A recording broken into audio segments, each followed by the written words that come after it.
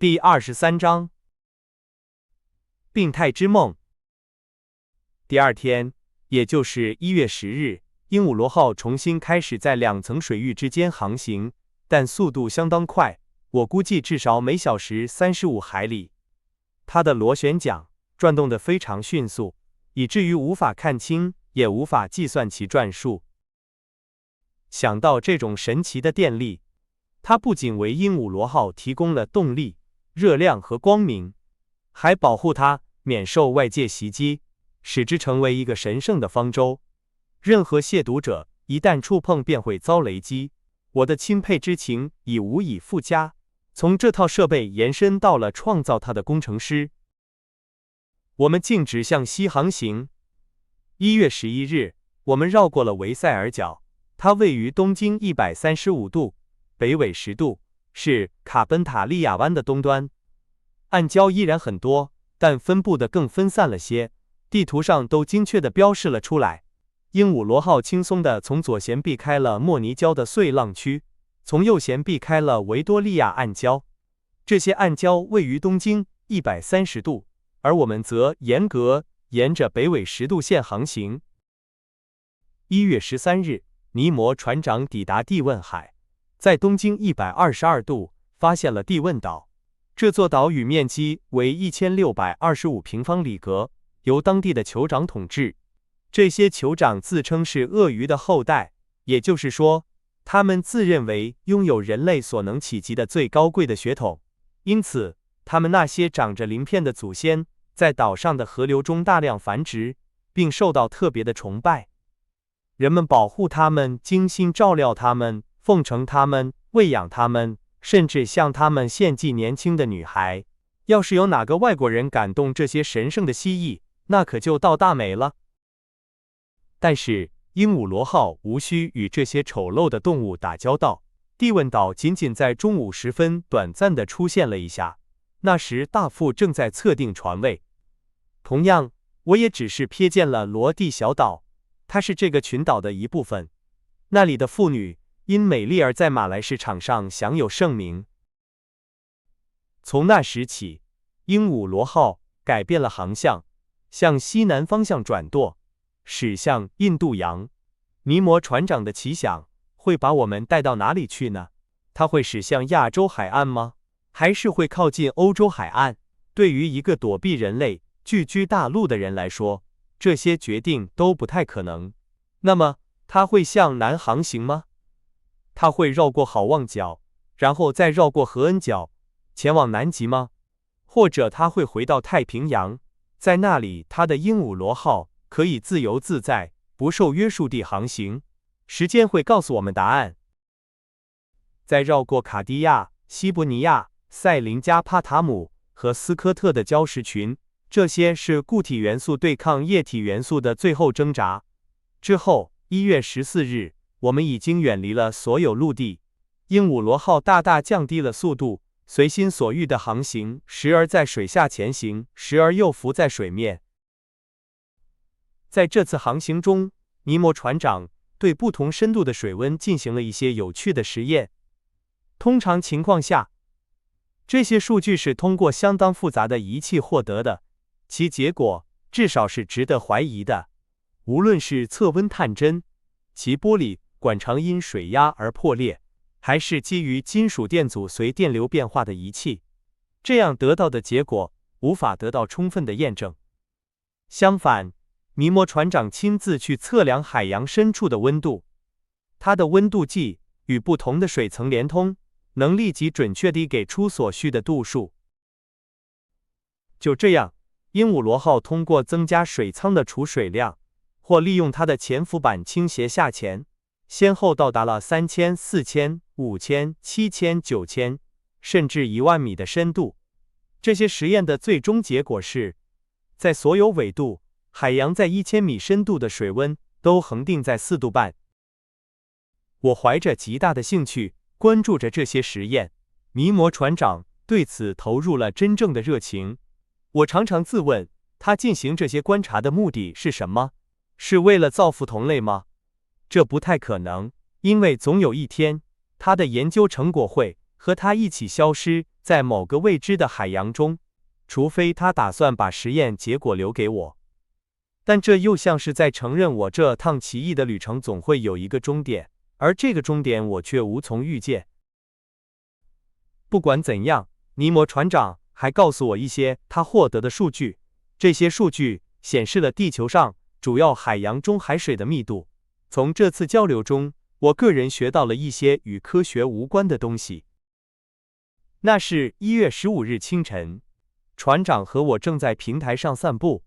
他问我是否知道海水密度的不同，我回答说不知道，并补充说科学界在这方面缺乏严谨的研究。我已经做过这些研究了，他对我说，我可以肯定它们的准确性。好吧，但是鹦鹉螺号是一个独立的世界，它的学者的秘密不会传到陆地上去。您说的对，教授，他沉默片刻后说道，这是一个独立的世界。它与地球的关系，就像那些伴随行星围绕太阳旋转的卫星一样疏远。我们永远不会知道土星或木星上科学家的工作成果。但是，既然命运将我们的生命联系在一起，我将告诉您我研究的结果。船长，我洗耳恭听。教授，如您所知，海水比淡水密度大，但这种密度并非处处相同。如果我将淡水的密度定为1，那么大西洋海水的密度是1.028，太平洋海水是1.026，地中海海水是1.030。啊，我想，他要冒险进入地中海了。爱奥尼亚海的海水密度是1.018，亚得里亚海是1.029。毫无疑问，鹦鹉螺号并没有避开欧洲那些船只往来频繁的海域。我由此断定，它很快，也许就在不久之后，就会把我们带到更文明的大陆附近。我想内德兰德收到这个消息，一定会非常高兴。我们花了好几天时间进行各种实验，无论是关于不同深度海水的盐度，还是关于其导电性、颜色或透明度。尼摩船长在所有这些实验中都对我表现出极大的智慧和友善。之后，我好几天没有再见到他，又一次在船上感到与世隔绝。1月16日，鹦鹉螺号似乎只在水面下几米深处沉睡，它的电力设备没有启动，螺旋桨也静止不动，任凭船身漂流。我猜想船员们正在进行内部维修，这是由于机器剧烈的机械运动所必须的。我和我的同伴们当时目睹了一个奇特的景象。客厅的嵌板是打开的，由于鹦鹉螺号的探照灯没有亮，水中一片朦胧的黑暗，天空阴沉，乌云密布，只能给海洋表层带来微弱的光线。我正在这种条件下观察海面，那些大鱼在我看来不过是些模糊的影子。这时鹦鹉螺号突然被一片光明笼罩，起初我以为是探照灯亮了，将电光投射到液态的介质中，但我错了。经过一番仔细观察，我认识到了自己的错误。鹦鹉螺号漂浮在一片灵光闪闪的水层中，在这黑暗的环境里显得格外耀眼。这是由无数发光的小动物造成的，当它们划过船的金属外壳时，光芒会更加明亮。我感觉到这些水中闪烁着光点，仿佛熔炉中流淌的铅液，又像是白热化的金属块。相比之下，某些光亮的区域在这样火热的环境中反而显得暗淡，黑暗似乎被驱逐了。不，这并非我们平时照明设备发出的那种宁静的光辉，这里有一种不同寻常的活力和动态，简直就是活的光。事实上，那是无数浮游的纤毛虫和夜光虫的聚集，它们是真正的透明胶状小球，长着线状的触手。据统计，30立方厘米的水中就有多达25000只。此外，水母、海星、海葵、船蛆以及其他灵光性浮游动物发出的光芒，混合着被海水分解的有机物泡沫，或许还有鱼类分泌的粘液，使得这片光海更加璀璨。好几个小时，鹦鹉螺号都漂浮在这些闪闪发光的波浪中。当我们看到大型海洋动物像火蜥蜴一样在其中嬉戏时，我们的赞叹之情更加强烈了。我看到，在那不着人的火焰中，有敏捷而优雅的海豚，它们是海洋中不知疲倦的小丑；还有3米长的旗鱼，它们被认为是飓风的预兆，其可怕的长吻有时会撞击客厅的玻璃。随后又出现了一些较小的鱼，各种各样的鳞豚、跳跃的青鱼、独角鱼等等，数不胜数。它们在游动时激起光芒四射的水花。多么奇妙而耀眼的景象啊！也许是某种天气状况增强了这种现象的强度，也许一场风暴正在海洋表面肆虐，但在水下几米深处，鹦鹉螺号感觉不到它的狂暴，只是在平静的水中轻轻摇曳。我们就这样前进着，不断为新的奇迹而心醉神迷。孔塞伊观察并分类着它的浮游动物、节肢动物、软体动物和鱼类。日子过得飞快，我已经不再数日子了。内德则依照他的习惯，试图改善船上的伙食。我们像真正的蜗牛一样习惯了自己的外壳。我可以肯定地说，变成一只真正的蜗牛是很容易的。因此，这种生活对我们来说似乎轻松而自然。我们无法想象在陆地上还存在着不同的生活。但是，发生了一件事，它提醒了我们所处的奇特境地。1月18日，鹦鹉螺号位于东经105度，南纬15度。天气预示着暴风雨，大海波涛汹涌，东风强劲，几天来气压计一直在下降，预示着一场风暴即将来临。我上了平台，当时大副正在进行实角测量。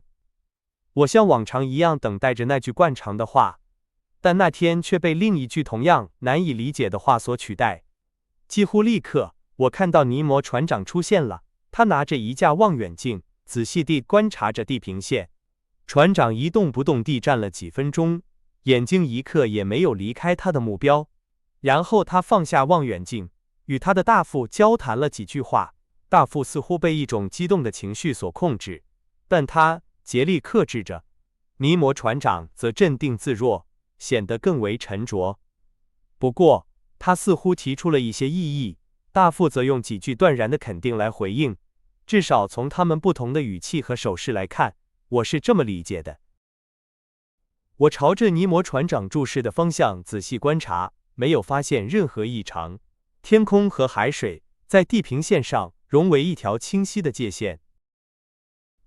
然而，尼摩船长在平台的两端来回踱步，没有看我，也许根本没看见我。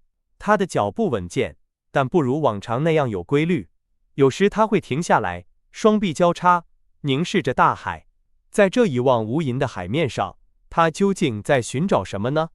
鹦鹉螺号距离最近的海岸也有数百英里。大副再次拿起望远镜，固执地扫视着地平线。他来回走动，跺着脚，与船长沉稳的样子形成了鲜明的对比，显得焦躁不安。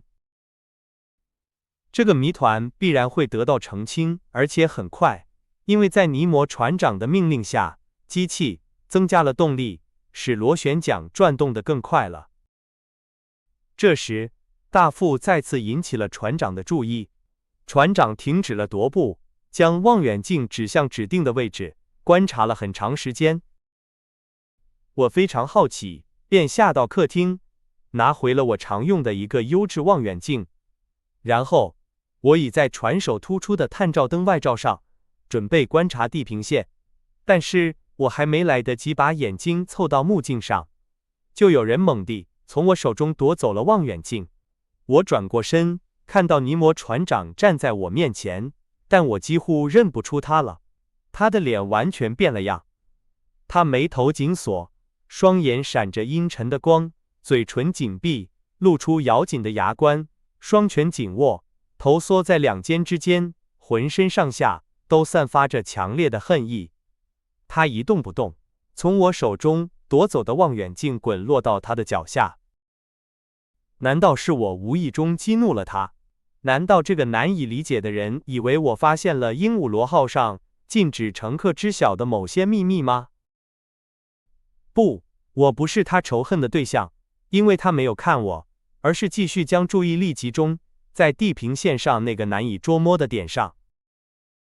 最终，尼摩船长恢复了镇定，他那副大为改变的面容又恢复了往常的平静。他用那种奇怪的语言对大副说了几句话后，转向我，用相当专横的语气说：“阿隆纳斯先生，我将要求您遵守您与我之间的一项约定。”是什么事，船长？您和您的同伴必须同意被我关起来，直到我认为合适的时候，再恢复你们的自由。您说了算，我回答，直视着他。但我能问您一个问题吗？不，先生。面对这个回答，没有什么可争论的，我只能服从，因为抵抗是徒劳的。我回到内德兰德和孔塞伊住的房间，告诉他们船长的决定。不用描述加拿大人听到这个消息时的反应了。此外，也没有时间解释。4名船员在门口等着，他们把我们带到了我们曾在鹦鹉螺号上度过第1夜的那个囚室。内德兰德想要抗议，但是门在他身后关上了，这就是他得到的全部答复。先生，能向我解释一下这意味着什么吗？孔塞伊问道。我把发生的事情告诉了我的同伴们，他们和我一样感到惊讶和困惑。我陷入沉思，尼摩船长那古怪的表情一直在我的脑海中挥之不去。我无法将2个连贯的想法联系起来，脑子里充满了最荒谬的假设。这时内德兰德打断了我的沉思，说道：“午餐已经准备好了。”的确，桌子已经摆好了。很明显，尼摩船长在加速鹦鹉螺号航行的同时命令准备了午餐。先生，允许我给您一个建议吗？孔塞伊问道。当然，孩子。那么，先生就用餐吧。这是最谨慎的做法，因为我们不知道接下来会发生什么。你说的对，孔塞伊。不幸的是，他们只给了我们船上的日常食物。内德兰德说。我的朋友，如果他们什么都不给我们吃，你会怎么说呢？孔塞伊反驳道。这个理由让鱼叉手的抱怨戛然而止。我们坐在桌旁，默默地吃着饭。我吃的很少，孔塞伊出于谨慎，强迫自己吃了一些，而内德兰德，不管他怎么说，却一口没少吃。午餐结束后，每个人都在自己的角落里安顿下来。这时，照亮囚室的球形灯熄灭了，让我们陷入一片漆黑之中。内德兰德很快就睡着了。令我惊讶的是，孔塞伊也陷入了沉睡。我正纳闷是什么让他如此困倦，这时我感到一股强烈的睡意向我袭来。我的眼睛尽管我努力睁开，却不由自主地闭上了。我产生了一种奇怪的幻觉，显然，他们在我们刚吃的食物中掺了安眠药。仅仅是监禁还不足以向我们隐瞒尼摩船长的计划，他们还必须让我们睡觉。我听到舱口关闭的声音，海浪的起伏停止了，那种轻微的摇晃也消失了。鹦鹉螺号是已经离开了海面吗？它是否回到了深海那寂静的水层？我试图抵抗睡意，但是不可能。我的呼吸越来越微弱，我感到一种致命的寒冷正在侵袭我的四肢，它们变得沉重而麻痹。我的眼睑像铅做的一样沉重，落在了我的眼睛上，我再也无法抬起它们。一种病态的、充满幻觉的睡眠控制了我。然后，幻象消失了，让我陷入了彻底的迷茫之中。